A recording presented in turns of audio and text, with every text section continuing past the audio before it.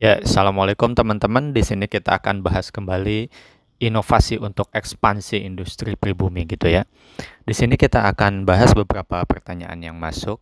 Salah satunya yaitu inti pertanyaannya begini ya. Mengapa sih produk-produk buatan Eropa itu bisa sampai nilai tambahnya itu bisa sampai miliaran, triliunan, bahkan ada mobil yang dijual 2 triliun padahal secara spesifikasi jelek gitu atau biasa aja. Mengapa seperti itu ya? Mohon dijelaskan secara konsep inovasi tingkat tinggi. Bismillah. Jadi sebenarnya gini ya, kita kembali ke rumus untuk menjawab hal itu, kita kembali ke rumus A vektor A. Ya, dengan rumus A vektor A ini kita bisa ngelihat core produknya itu memang apa benar-benar kualitasnya lebih bagus. Ternyata biasa aja, mungkin ya bisa jadi core produknya biasa aja. Berarti di situ kita tidak mendapat jawabannya. Yang kedua, dari segi augmentednya, E vektor E atau A vektor A, augmentednya. Augmentednya pelayanannya sepertinya ya mungkin ada kelebihannya, tapi masih banyak kok pelayanan yang lebih bagus. Tapi nggak sampai harganya sampai istilahnya di markup sampai miliaran dan seterusnya. Oke, dari segi augmentednya kita tidak ketemu ya. Kita lihat dari segi aktualnya, dari segi brandnya. Oke lah brandnya emang tinggi gitu, misalnya seperti Rolex, Tesla, buatan-buatan Eropa gitu ya.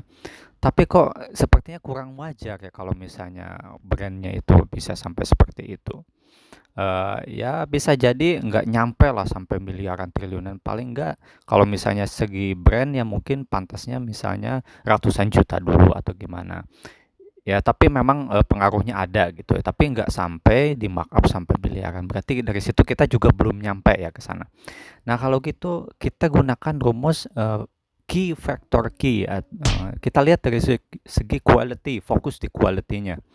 Nah, ternyata dari segi quality ini mereka memiliki unique value, misalnya kayak Rolex yang sekarang harganya bisa sampai 450 juta, padahal secara A vektor A tadi nggak mungkin harga jam tangan bisa sampai segitu.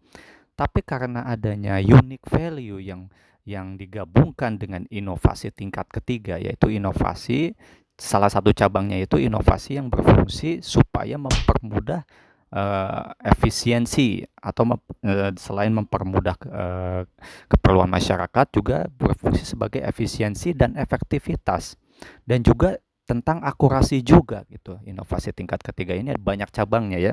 Nanti bisa dilihat di program inovasi tingkat tinggi jika kalian mau ikut di pancanomics.com. Jadi ini misalnya kita contohkan satu produk, misalnya Rolex. Rolex itu dengan Cellini Moonpass itu, jadi sistemnya itu lebih akurat.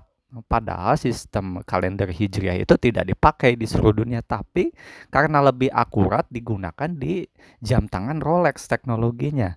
Nah, ini kan bertentangan di dunia sendiri sistemnya Masehi, kalender Masehi, tapi Rolex menggunakan kalender Hijriah karena lebih akurat. Seharusnya justru di dunia ini menggunakan kalender Hijriah seperti Rolex. Makanya Rolex memiliki unique value, yaitu suatu teknologi, konsep teknologi yang tidak digunakan kebanyakan negara gitu. Nah, seperti ini nanti pembahasannya panjang. Nah, jadi ini unique value ini menjadikan Rolex bisa mencapai unique value-nya ini bisa seharga 300 juta lebih. Nah, itu salah satu contohnya. Lain hal Tesla ya.